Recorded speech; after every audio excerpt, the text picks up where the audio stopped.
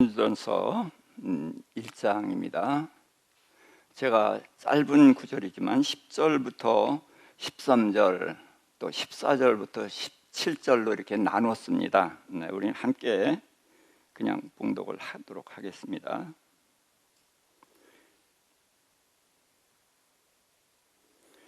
고린도전서 1장 10절부터 17절 함께 봉독하십시다.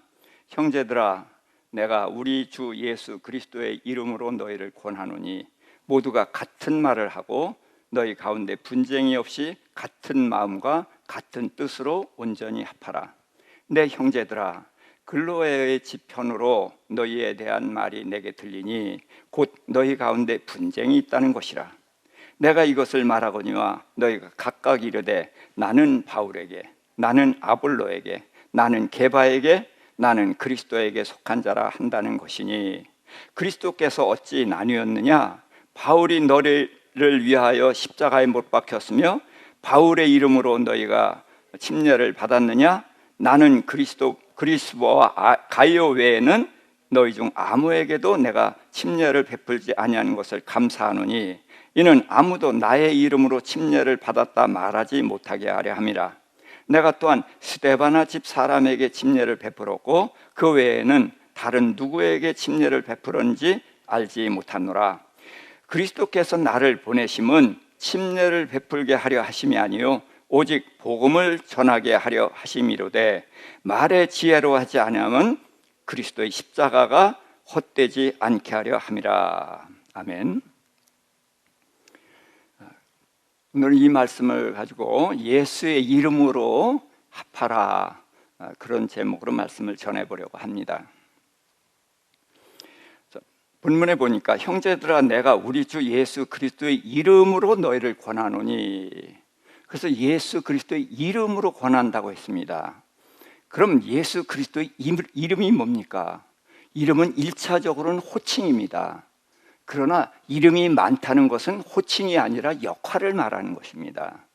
그래서 예수 그리스도의 이름에 대해서 잠깐 좀 살펴보도록 하겠습니다. 자, 예수라는 이름이 있죠. 이건 하나님의 사자를 통해서 이름을 예수라 하라 그랬단 말이에요. 자, 예수가 무슨 뜻이죠? 구원자라는 뜻이에요. 그러나 천사가 말하기를 이름을 예수라 하라, 이는 저가 자기 백성을 그들의 죄에서 구원할 자이심이라 그랬단 말이에요. 그래서 우리는 예수를 구원자라 그렇게 말하지 말고 자기 백성을 그들의 죄에서 구원할 자, 그렇게 알고 그렇게 말할 수 있어야 됩니다. 자, 그럼 자기 백성이 있으면 직분이 뭡니까? 왕이죠. 그리고 죄에서 구원할 자면 직분이 뭐죠? 제사장. 그러니까 이름 안에 왕이 들어있고 제사장이 들어있어요. 그래서 이름을 예수라 하라 그랬을 때, 예수님은 왕이시다. 그리고 그분은 제사장으로서 우리를 죄에서 구원하신 분이다. 그렇게 알 수가 있는 거죠. 자, 그리고 예수 그리스도, 우리가 이제 기독교인이란 말이죠. 그럼 그리스도가 무슨 뜻이죠? 기름 부음을 받은 자라는 뜻이에요. 그래서 하나님께서 직분을 맡기실 때에 특별하게 만든 기름을 붓습니다. 이제 관유라고 해서. 그래서 그 기름을 부어서 그 직분을 맡기는데, 그 기름은 사람에게 부어서 직분을 맡기기도 하지만 성전에 있는 기구들에게 부어서 그걸 거룩하게 하거든요. 그래서 아무리 금으로 만들어 놨더라도 그것을 기름을 붓지 않게 되면은 하나님께 속한 것이 되질 않아요. 그래서 기름을 붓는다는 것은 하나님께 속한다는 것을 나타내는 것이고, 그래서 일꾼으로 세우는데 그 하나님께 속한 자로서 하나님의 일을 하는 사람이다, 그런 뜻입니다. 그리스도는. 그런데 기름 부음을 받는 자가 셋이죠. 왕에게 기름을 붓습니다. 또 제사장에게 기름을 붓고, 그 다음에는 선지자에게 기름을 붓습니다. 그래서 그리스도는 왕, 또 제사장, 선지자였어요. 그래서 구약에서 사울이나 다윗은 왕이고, 아론이나 사무엘 이런 사람들은 제사장이고요. 엘리야, 엘리사 이런 사람은 선지자잖아요. 그런데 구약에서는 이 직분이 나뉘어져 있어요. 그래서 왕은 왕 노릇만 해야 되고 제사장은 제사장 노릇만 해야 됩니다. 근데 선지자는 선지자 노릇만 하는데 왕이 선지자일 수가 있어요. 왜? 성령이 임하셨기 때문에 성령이 이런 하나님의 말씀을 하게 해서 그럴 때는 이제 선지자가 되는 거거든요. 그래서 다윗을 선지자라고 하는 것입니다. 그래서 이 선지자 직분은 왕이나 제사장도 할 수가 있어요. 그런데 절대로 넘어서 안 되는 직분이 있는데 그것은 왕과 제사장입니다. 그런데 왕이 제사장의 직분을 해서 버림받은 왕 누구죠? 예, 사울 왕. 제사는 하나님께 드리는 거예요. 제사장이 드리는 거예요. 그런데 사울이 그 제사장의 행위를 했기 때문에 버림을 받습니다. 또 우시아라는 왕이 훌륭한 왕이었는데 그가 너무 하나님을 사랑하고 감사하니까 하나님께 분향을 하고 싶었어요.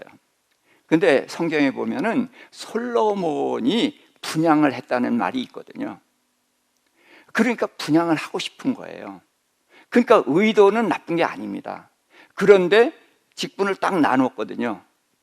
그래서 분향을 하려고 할 때 제사장에 말렸고 그때 이제 문둥병이 생겼잖아요. 그래서 나병 환자가 됐습니다.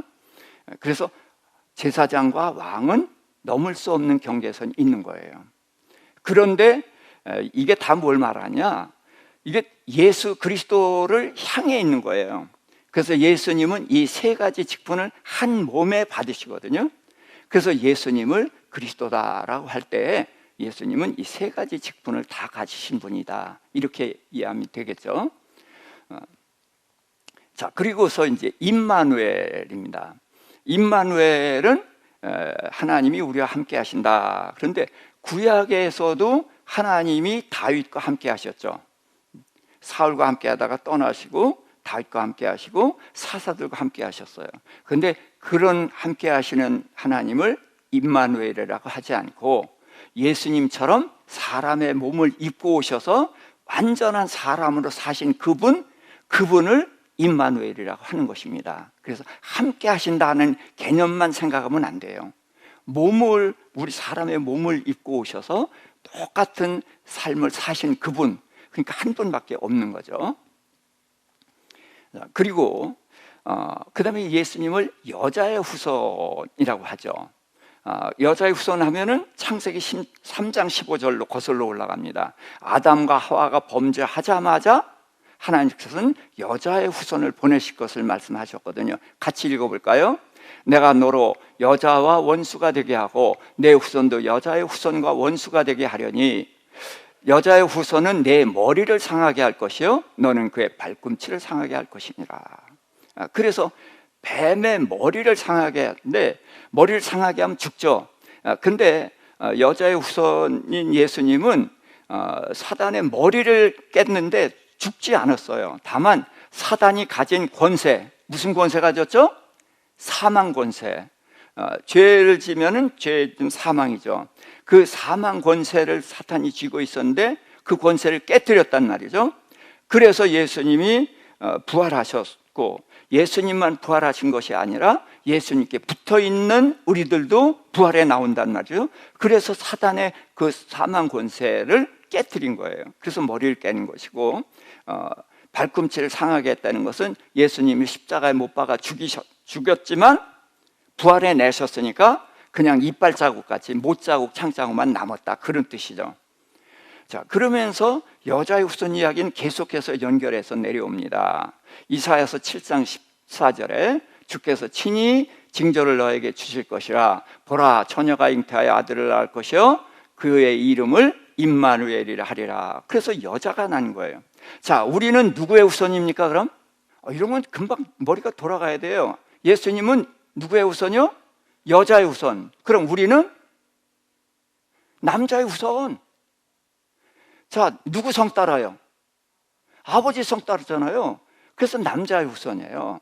근데 우리 남자의 조상으로 올라가면 누구예요? 아담이에요. 아담의 범죄함으로 죄인의 조상이 됐고 그로 인해서 사망이 들어오고 그랬잖아요. 그래서 우리는 아담의 후손이니까 모두가 죄인이고 죄로 인해서 사망하고 멸망할 수밖에 없는 존재란 말이죠. 그래서 우리는 아무리 공자 맹자 석가모니 훌륭한 사람이라 할지라도 아담의 후손이니까 자기 죄로 죽을 수밖에 없어요. 그래서 인류를 구원할 길이 없는 거예요. 그래서 하나님께서는 여자의 후손을 보내는데, 자, 처녀가 잉태해서 아들을 낳는다 그러는데 처녀가 애 낳습니까? 네, 우선 상식선으로 접근을 해야 돼요. 자, 여자 혼자 애 낳습니까? 못 낳습니다. 처녀 애 못 낳아요. 근데 마리아가 낳죠. 그런데 성경이 뭐라고 돼 있어요? 요셉에게 마리아가 잉태된 것은 다른 남자와 동침해서 된 것이 아니라 어떻게 있다고요? 성령으로 잉태해졌다. 그러니까 누가 심었어요? 하나님이 심었어요. 그러니까 사람의 눈으로 보면 처녀가 낳은 거지만 혼자 낳은 게 아니죠. 심었으니까 낳죠. 하나님이 심어서 낳았으니까 예수님은 아버지가 누구예요? 하나님이에요. 근데 마리아의 몸을 통해서 10달 뱃속에 있고 출생하고 성장하는 과정을 거쳤으니까 똑같은 사람이란 말이에요. 그래서 예수님을 완전한 하나님, 완전한 사람 이렇게 말하는 거예요. 그러니까 아버지가 하나님인 거예요. 처녀가 낳았다는 것은 아버지가 하나님인 거예요. 그러니까 아버지가 하나님이니까 죄가 있어요, 없어요? 죄가 없어요. 제가 이런 것을 까다롭게 말씀을 드리는 것은 이런 것들이 쌓이면은 기초가 쌓이는 거예요. 그러면 이단의 유혹 이런 것들이 쉽게 분별이 된단 말이죠. 우리가 무슨 은혜를 받은 것인지 알 수 있는 것이기 때문에 제가 이런 것을 계제 말씀을 드리는 것입니다. 그래서 여자의 후손은 하나님의 아들로 오신 예수님, 그것을 나타내고, 그러니까 그분은 죄가 없어서 우리의 죄를 담당하실 수가 있는 것이다. 자, 그런데 예수님은 또 양이라는 이름으로 많이 쓰이죠. 유월절 양. 유월절에 이스라엘 뭐 했어요? 출애굽을 했죠. 그런데 유월절에 양을 잡고 그 피를 인방과 설주에 바르렀단 말이에요. 그랬더니 그날에 사망의 이제 천사가 보다가 피가 있는 집은 들어가지 않고 넘어갔단 말이죠. 넘어가는 월, 그래서 유월절이거든요. 그래서 그 양의 피 때문에 구원을 얻는 거예요. 자, 우리도 누구의 피 때문에 구원을 얻었어요? 예수님의 피로. 그러니까 바로 유월절 양이라는 것은 예수님이 이스라엘 백성을 구원한 것처럼 우리가 구원받는 것을 나타내는 말이란 말이죠. 그 다음에 속죄의 양. 자, 이스라엘 백성들이 죄를 지면 어떻게 합니까? 누구한테 가요? 제사장한테 가요. 근데 맨손으로 가요? 네, 양을 끌고 가죠. 그래서 죄를 고백하면은 안수하라. 그래서 양에게 안수하면 나와 양이 동일시 되는데 내 죄가 양에게 옮겨가는 거예요. 그래서 죄의 삭은 사망이니까 내가 죽을 것을 양이 대신 죽는 거죠. 그런데 양은 어떤 양이어야 돼요? 아무 양이나 괜찮아요? 흠 없는 양. 그래서 양의 흠 없음이 나한테 오는 거예요. 내 죄는 양한테 가고 양의 흠 없음이 나한테 와서 나를 흠 없이 만드는 거거든요. 그게 바로 속죄의 양이란 말이죠. 그리고서 이제 하나님의 어린 양 그럽니다. 근데 하나님의 어린 양이라는 것을 거기다 붙여서 가장 길게 말하는 게 뭐죠? 같이 읽어볼까요? 제일 밑에 세상 죄를 지고 가는 하나님의 어린 양. 침례 요한이 예수님을 보고 이렇게 말했거든요. 세상 죄를 지고 가는 하나님의 어린 양. 그러면 세상 죄를 지고 가는 하나님의 어린 양이 뭘까? 자, 마태복음 3장 13절부터 17절에 보면 예수님이 침례 요한에게 침례받는 이야기가 나와요. 그래서 요한에게 침례를 받으려고 그랬더니 아유 내가 어떻게 합니까? 안 됩니다. 그랬더니 이와 같이 하여 모든 의를 이루는 것이 합당하다. 그랬더니 요한이 허락해서 예수님께 침례를 준단 말이에요. 자, 그러면은 예수님이 왜 침례를 받으시죠? 자, 우선 침례 요한이 무슨 침례를 줬어요? 물침례 말고 회개의 침례를 줬죠. 그러니까 백성들이 와서 다 뭐 했어요?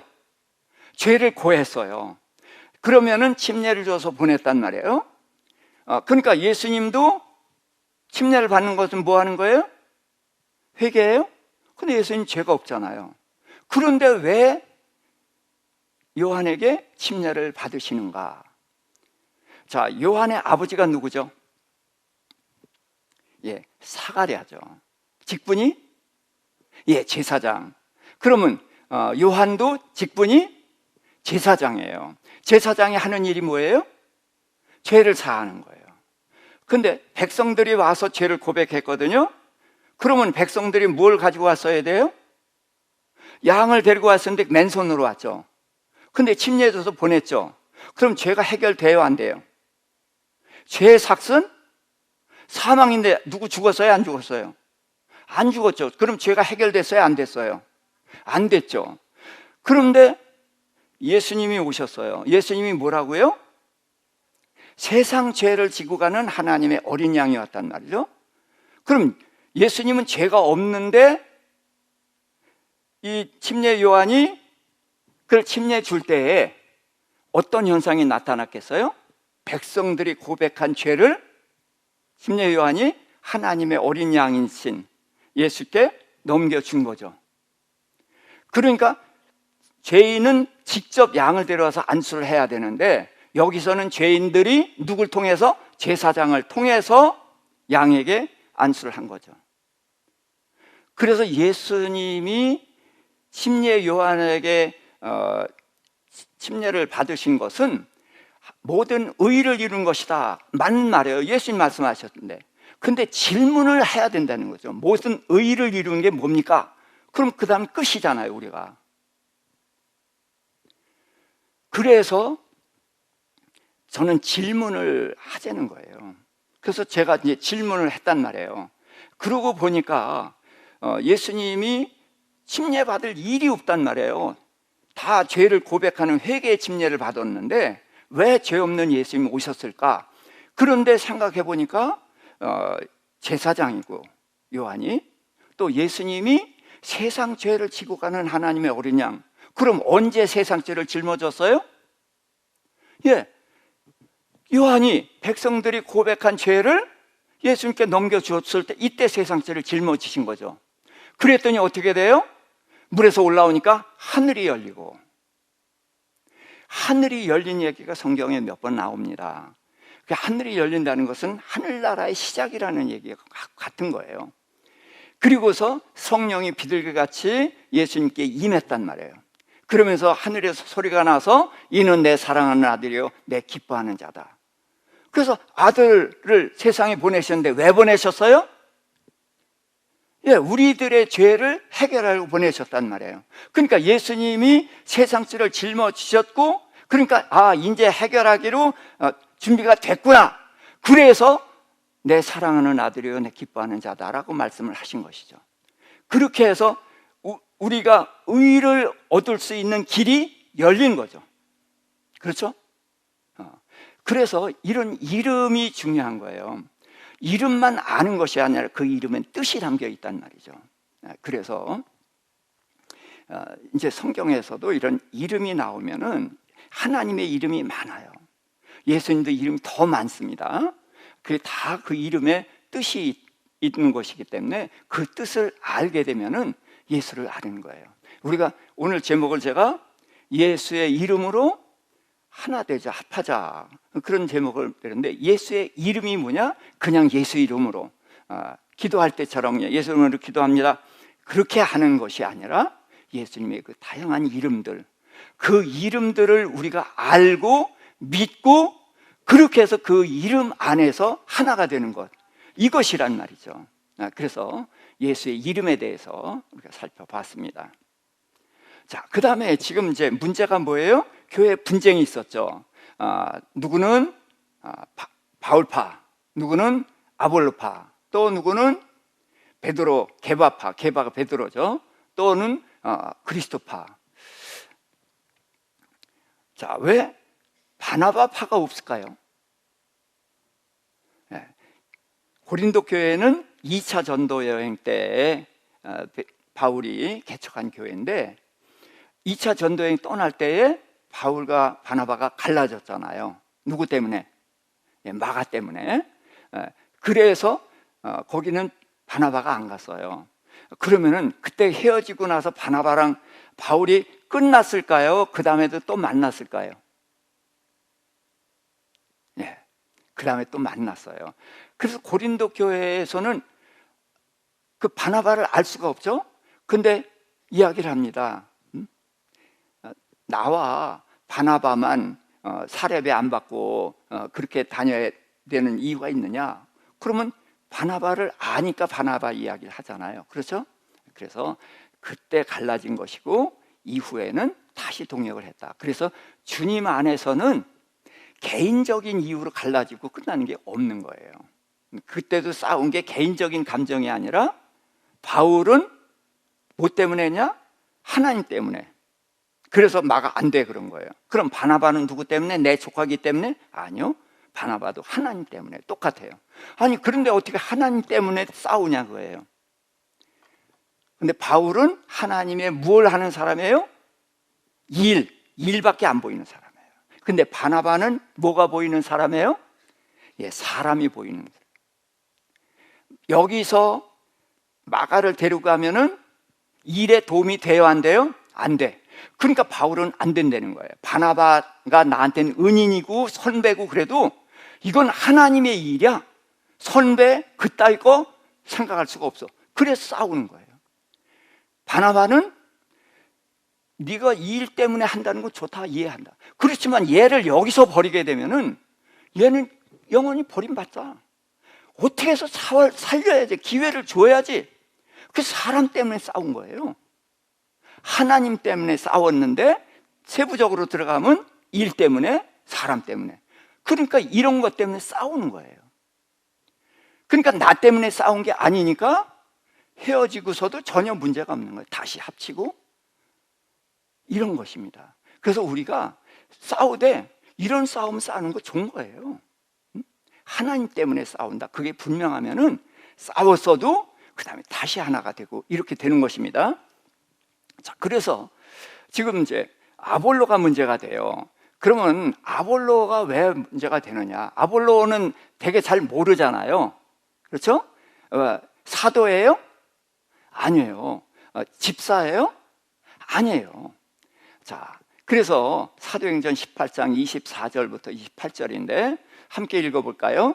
알렉산드리아에서 난 아볼로라 하는 유대인이 에베소에 이르니 이 사람은 언변이 좋고 성경에 능통한 자라. 그가 일찍이 주의 도를 배워 열심으로 예수에 관한 것을 자세히 말하며 가르치나 요한의 침례란만 알따름이라. 그가 회당에서 말하기 시작하여를 브리스길라와 아굴라가 듣고 데려다가 하나님의 도를 더 정확하게 풀어 이르더라. 아볼로가 아가야로 건너가고자 하므로 형제들이 그를 격려하여 제자들에게 편지를 써 영접하라 하였더니 그가 감에 은혜로 말미암아 믿은 사람들에게 많은 유익을 주니 이는 성경으로서 예수는 그리스도라고 증언하여 공중 앞에서 힘있게 유대인의 말을 이기미르라. 자, 브리스길라와 아굴라는 고린도 교회에서 만난 바울의 동역자죠. 그런데 2차 전도여행하고서 이제 고린도 교회 전도하고서 예루살렘으로 올 때 배가 에베소를 거쳐서 왔어요.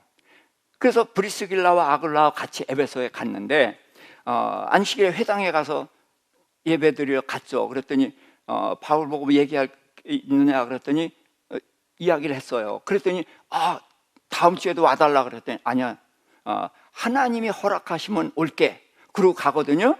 왜 그렇게 얘기해요? 2차 전도여행 때 아시아로 가려고 했더니 누가 막았어요? 성령님이 막았거든요. 그래서 북쪽으로 비두니아로 가려고 그랬는데 거기도 막아요. 그러니까 아래도 막히고 위도 막히고, 그러니까 어떻게 해야 되나? 그래서 쭉 가다 보니까 해변가까지 간 거예요. 근데 거기서 마케도니아 사람들이 우리를 도우라 그랬거든요. 그래서 마케도니아 이제 바다 건너서 유럽이란 말이에요. 거기서 그래서 이제 빌립보 교회와 이제 베레아 교회, 데살로니가 교회 이런 데를 이제 복음을 전하면서 밑에 이제 아덴에서 고린도까지 내려가게 된 거예요. 그런데 이 북쪽으로는 그게 이제 마케도니아고 남쪽으로는 아가야예요. 지역 이름, 큰 지역 이름이. 그래서 고린도는 어디에 속해요? 아가야에. 그래서 이제 이 에베소 교회에 와서 안식일이니까 회당에 갔는데 말씀 전할 기회니까 전했어요. 그런데 다음에 전해달라고 그러니까 아니 하나님 허락하시지 않으면 안 된다. 그러고서 떠났는데 누가 남았어요?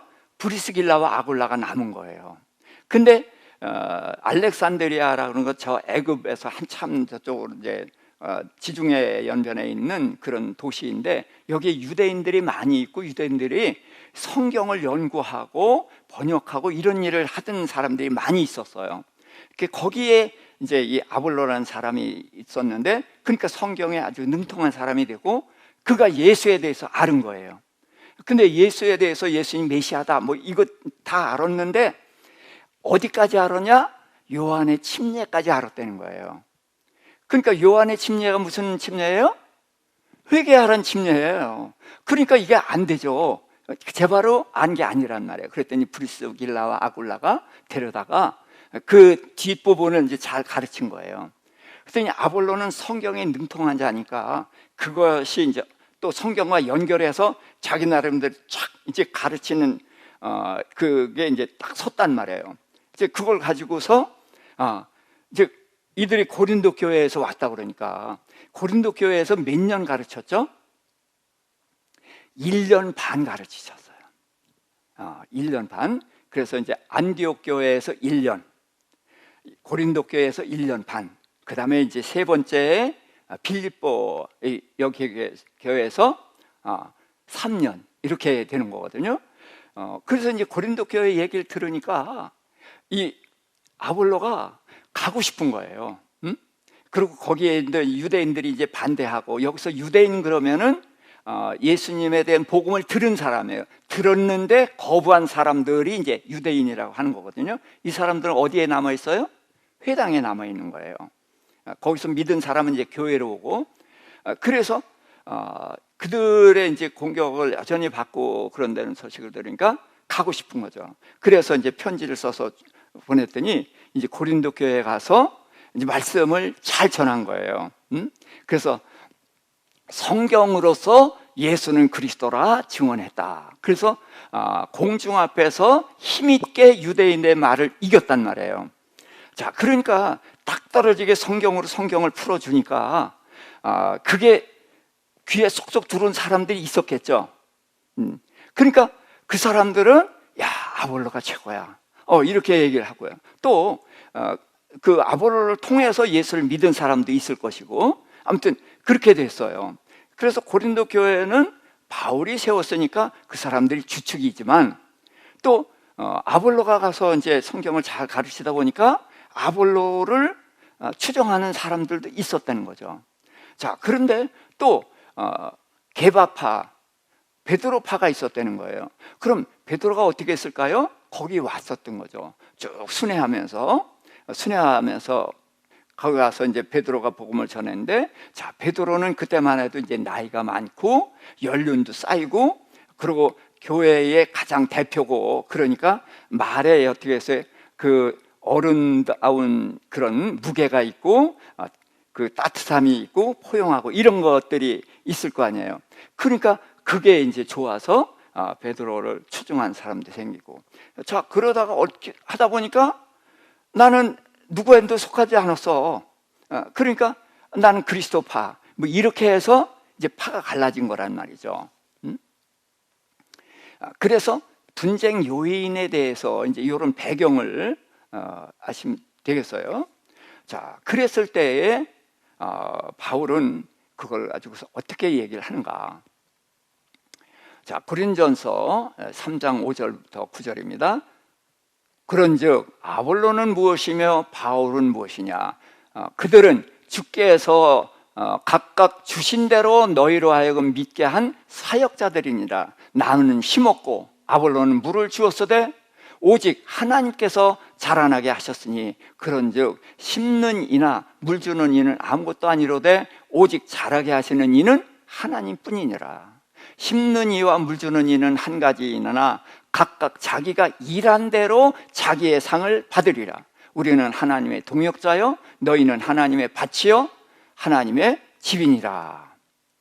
자, 그래서 나는 심은 자라는 거예요. 자, 뭘 심었어요? 복음을 심었죠.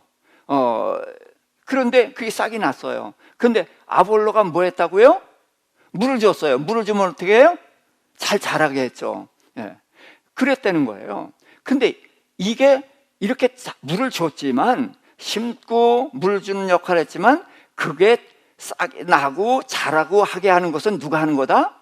하나님이 하는 거다. 그래서 우리는 물 주는 사람이나 심는 사람이나 하나님의 일꾼이다, 동역자다 라고 말을 하는 것은 하나님께 속해 있다고 해요. 뜯어내지 말라 그런 얘기예요. 하나님 안에 다 들어가 있다. 그래서 너희는 하나님의 밭이고, 밭엔 뭐예요? 심어서 자라야죠. 알곡이 돼야죠. 그리고 하나님의 집이다. 그래서 너희가 이 사역자들이 무슨 역할을 하는지를 알라는 거예요.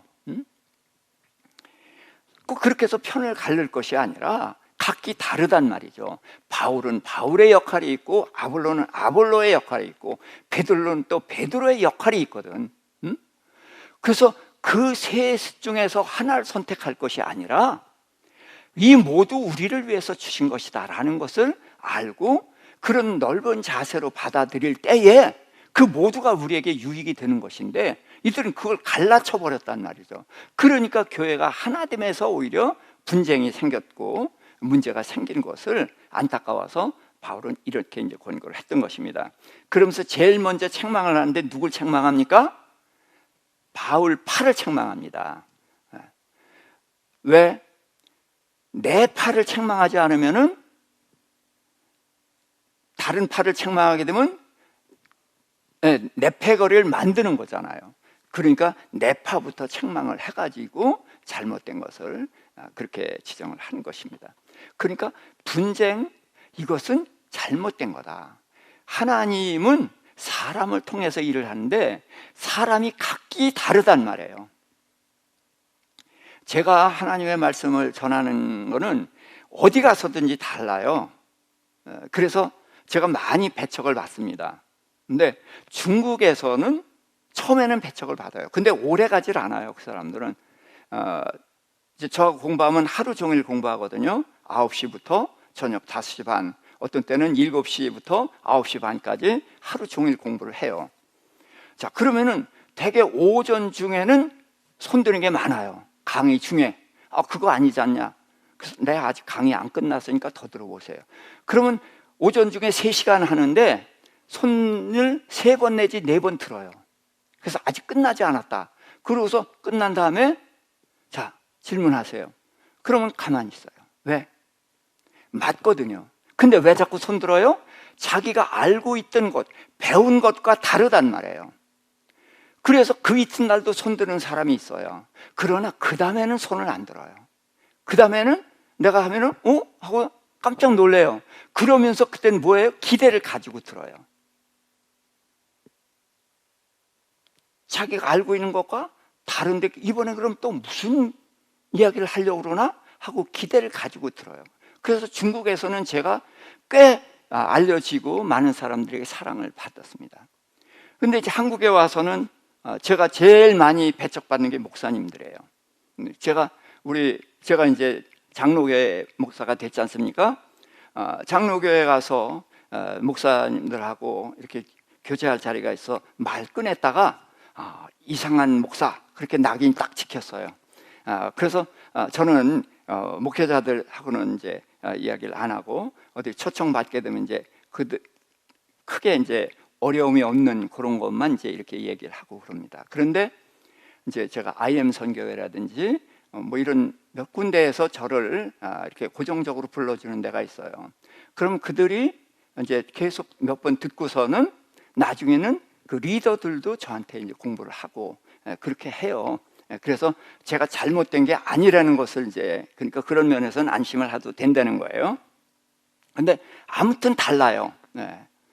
그래서 제가 어려움을 좀 겪고 그러는데, 아무튼 저를 통해서 말씀을 들은 사람들, 제가 이번에 책을 내는데 거기 보면 제 제자들이 제가 책 낸다고 그러니까 축하한다고 해서 축하의 글을 보냈어요. 그래서 제가 그거를 추천서 목록에다가 좀 담았습니다.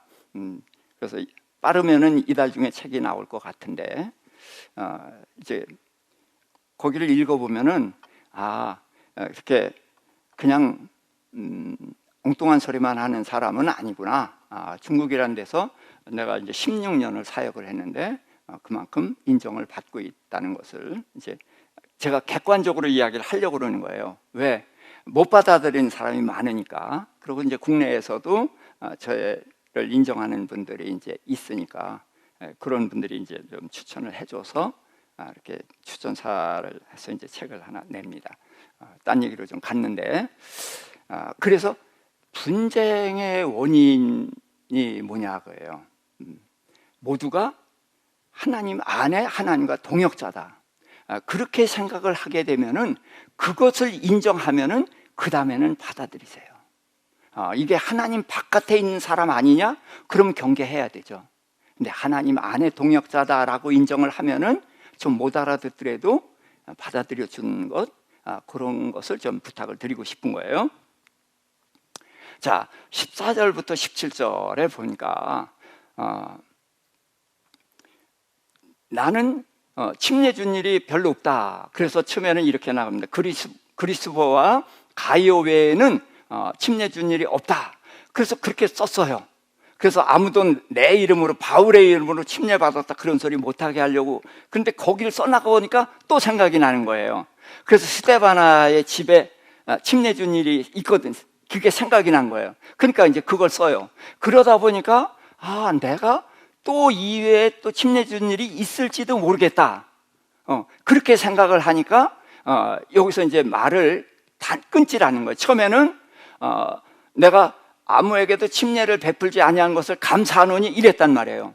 그래 놓고서는 스데바나 집 생각이 나니까 그에게 침례를 베풀었고, 그 다음에 다른 누구에게 침례를 베푸는지는 알지 못하노라.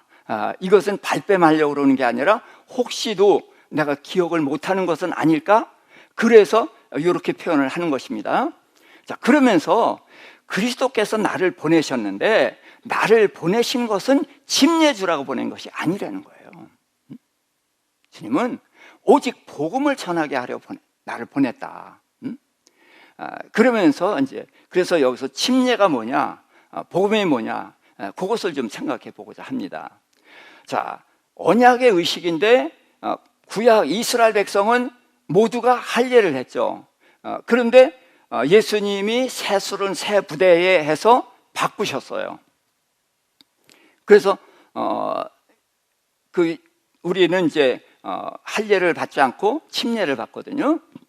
침례가 어떻게 하는 거예요? 물에 잠그는 거죠.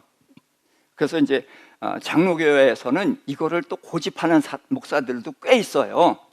침례는 틀려서 세례가 맞아, 물 뿌리는 게 맞아 라고 고집을 부리는 사람도 꽤 있지만, 대개는 그래도 침례가 맞는데 지금은 약식으로 하는 거야, 그렇게 받아들입니다.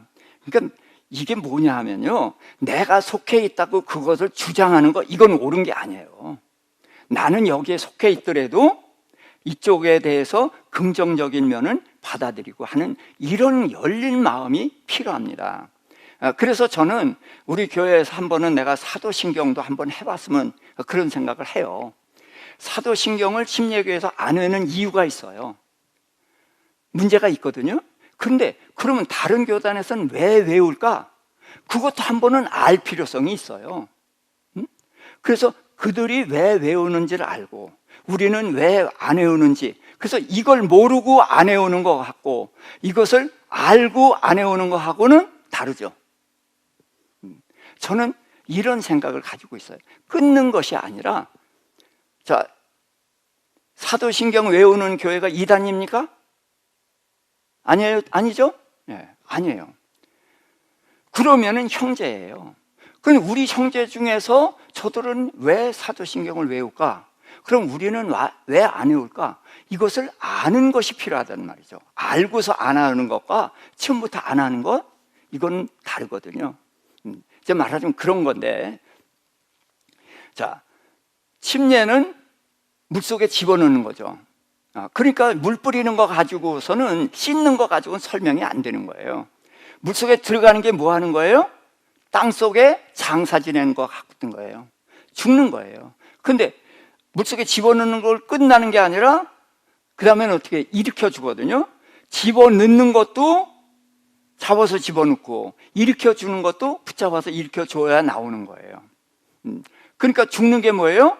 옛사람이 죽는 겁니다. 그리고 물에서 나오는 것은 새 사람으로 사는 거예요. 그럼 옛사람은 뭘 향해서 살았어요? 세상을 향해서 살았어요.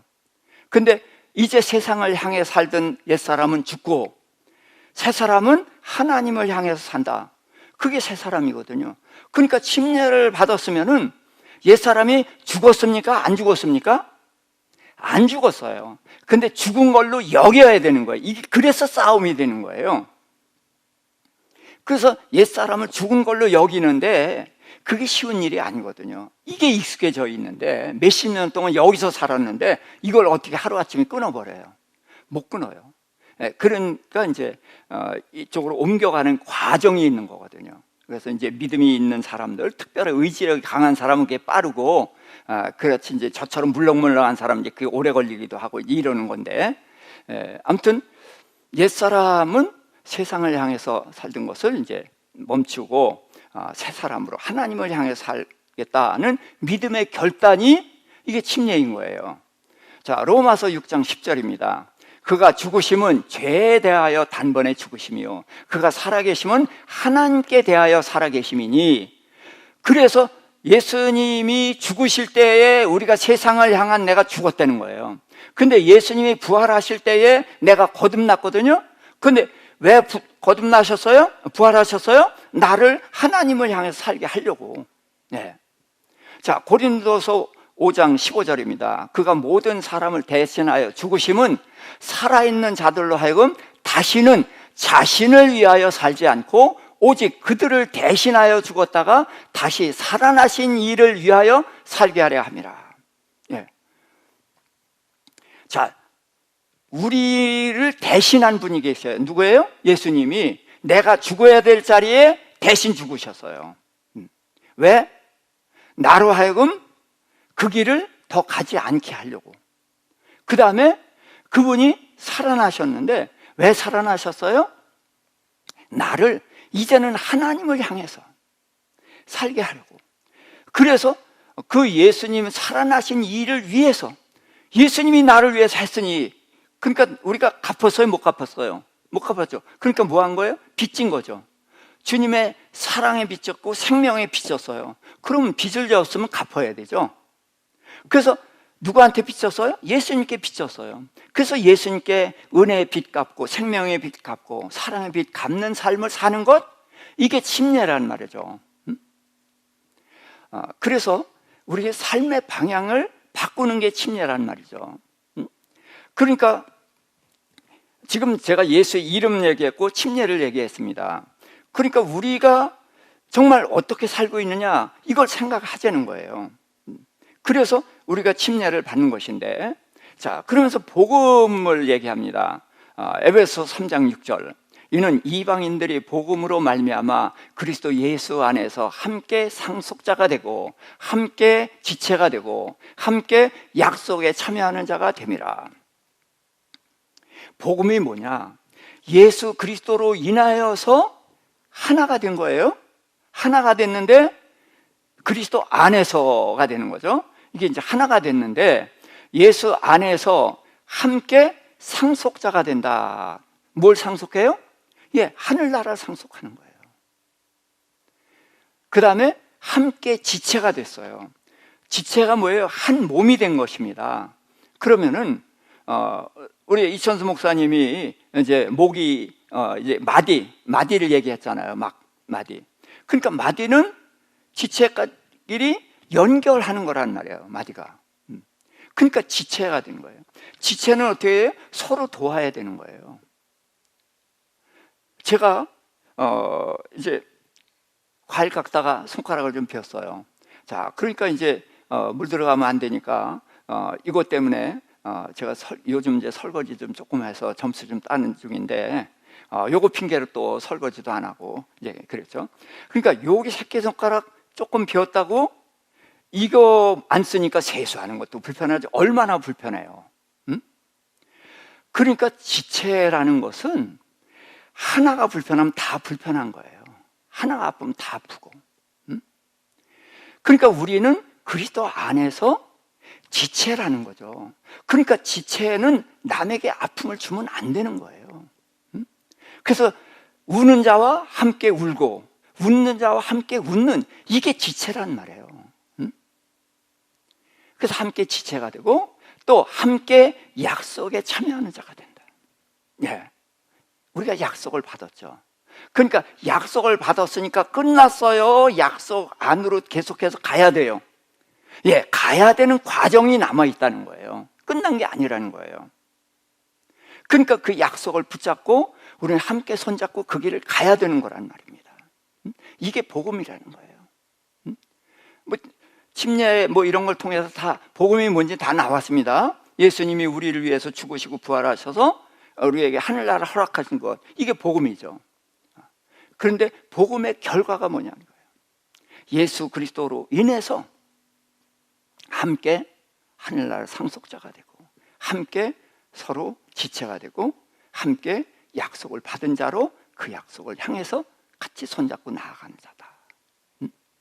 그래서 사도 바울은 이제 고린도 교회에 이런 분쟁이 있다는 소식을 듣고 그들을 꾸짖으면서 이런 말씀을 주셨어요. 그 말씀을 정리합니다.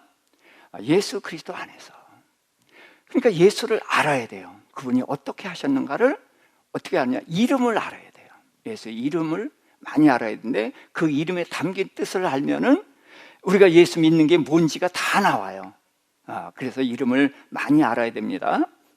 그리고 또 우리는 이 교회에서 이제 리더들, 지도자들은 하나님과 동역자다. 그래서 동역자냐 아니냐 그거는 분별을 해야 돼요. 근데 동역자다 그러면은 가르지 마세요. 동역자는 나하고 좀 다르더라도 하나님께서 쓰시는 동역자야. 그러고서 받아들이게 되면은 그에게도 들을 것이 있거든요. 그래서 그런 하나됨, 이런 하나됨을 생각을 하시고, 그 다음에 우리는 심례라는 것을 늘 생각해 보자는 거죠. 옛사람은 죽고 새 사람은 사는 거다. 그래서 하나님을 향해 살아야 된다는 건 아는데 자꾸 세상을 향하죠. 저도 그래요. 그러니까 그런 나를 받아주지 말고 그런 나를 끊어내야 되는데 누가 형이에요? 이 옛사람이 형이니까 못 이겨요. 그러니까 못 이기니까 이기라고 누굴 보내주신 거예요? 성령을 보내주신 거예요. 근데 성령이 내 안에 계셔요.